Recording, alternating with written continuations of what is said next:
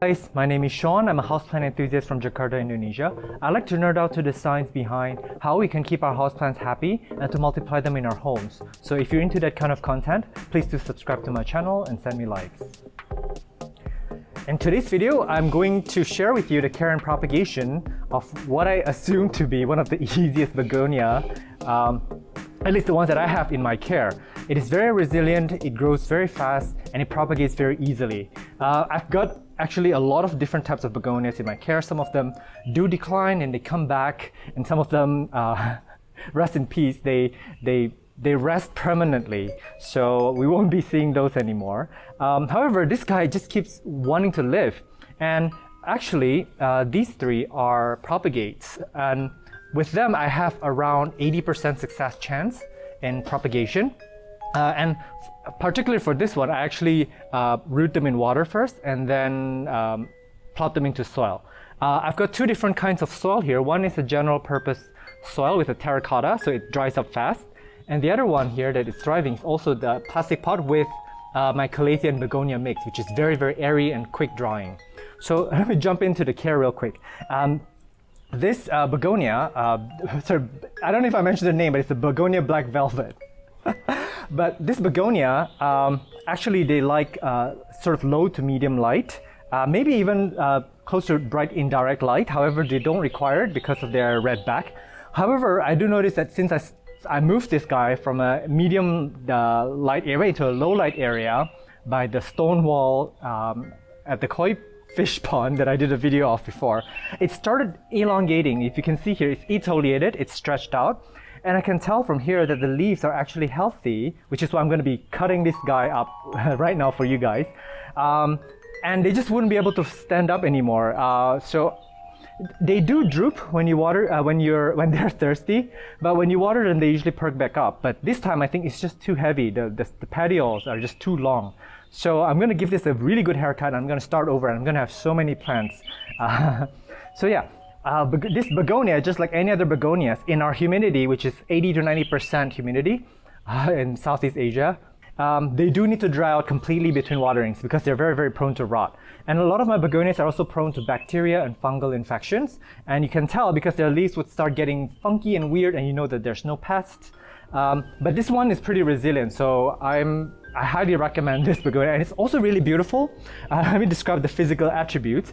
First of all, it's black in color, and it's just such a crazy evil vibe about it. It's also got these hair along the leaves that are just so beautiful. It's got this light, what do you call it, veins in the middle that kind of spread out, and the underside, just like with many other begonias, are red in color. I've got some B-rolls I'm going to put up on the screen of what it looked like before it drooped. It was actually one of my favorite plants before, but it's okay. I know that if I give it time, I can propagate and it turn into a much bigger plant than before. So yeah, I just want to show you also that these two plants were propagated at the same time.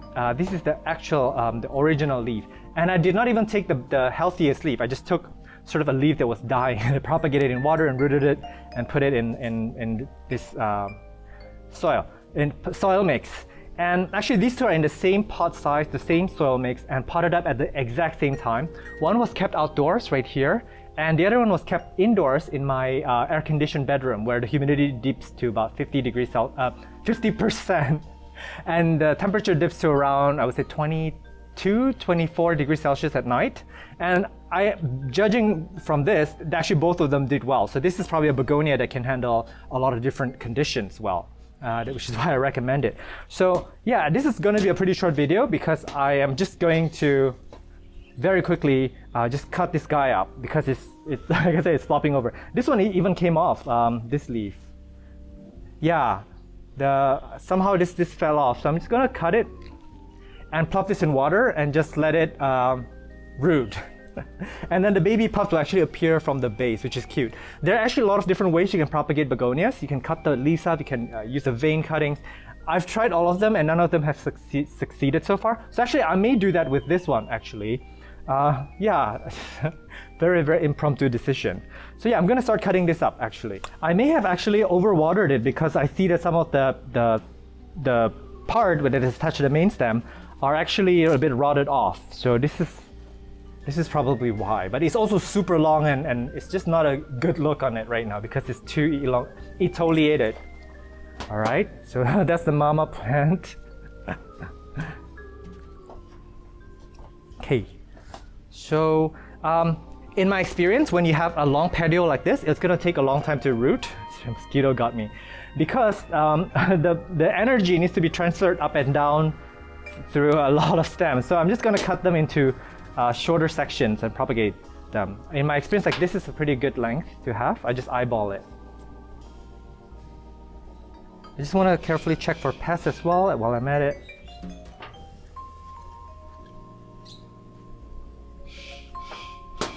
Oh, and I prepared some soil here because I'm going to go straight into soil with some of them.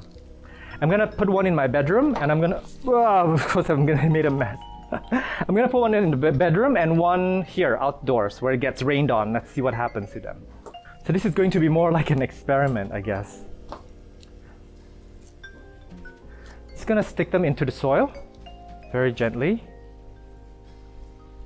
And I want to angle the leaf so that it kind of runs off. I mean, water can run off the leaf very easily because you don't want water to accumulate on the leaf. It will probably rot it. Yeah, begonias don't like water on their leaves, by the way. They do love humidity, but they can't stand that water. I may actually do two. So many of these plants. Why not? So yeah. One, and I'm going to have them face the same way actually because I'm actually going to expose this to light. Give your cuttings really good light so they can push out that root. So yeah, that's done.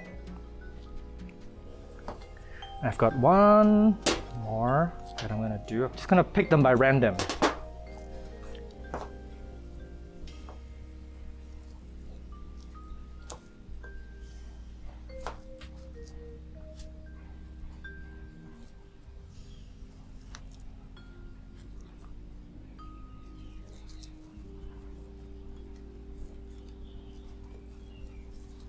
There you go, that was easy. And then I'm just gonna keep the soil sort of moist, but if I keep it too wet, they will rot off, in my experience. This is what happens to all my previous leaf cutting begonias.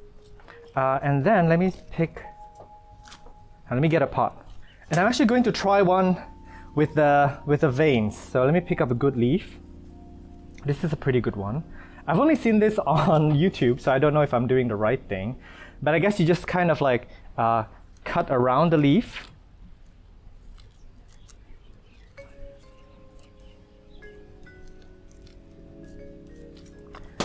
So theoretically, the plants would actually appear where if you see the veins, it would the babies would appear from here. So you can actually cut this up even further because the rest of the leaf is no good. Yeah, and then just stick the leaf this side down into the soil. And the key here is to keep the soil moisture very even, not letting it dry out completely, but not letting it get wet at the same time because it will rot the leaf. So this is why it's very tricky. And the petiole actually still has a chance. So I'm going to stick it back also in this soil. So I'm using my general purpose potting soil here that's amended with perlite and burnt rice hulls. Let me see if I have more leaf cuttings here. I've been gaining a little bit more confidence with propagating this way because my watermelon peperomia succeeded this way. Again, it's a matter of like having to be on top of the moisture level of the soil. And I'm going to keep this indoors with me because I don't trust the rain. The rain would just drown this. Okay. So the rest of these, I'm just gonna cut them to the right size. You know what, hang on, I'm gonna do one in sphagnum moss. I have a feeling that they would do quite well in sphagnum as well. Yeah, so I'm just gonna stick this in there. It's just my instinct, I don't know what I'm doing, so.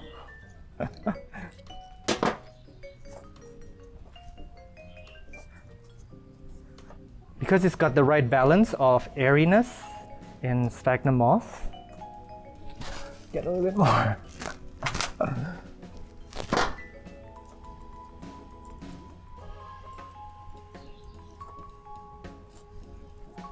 I may actually do one that is the smaller one.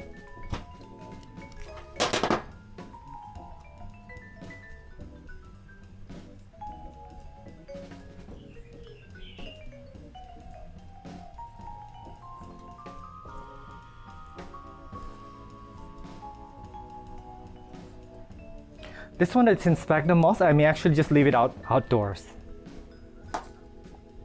Yeah, and the rest are just going in water. So I'm not gonna give you, I may update this on Instagram for you guys to see, but I'm not gonna do this video because I actually know that these guys do propagate really well. If you want the surefire way of propagating this, it's definitely just to have them in water and then transitioning them into soil. So there's that. Thank you so much for watching my videos.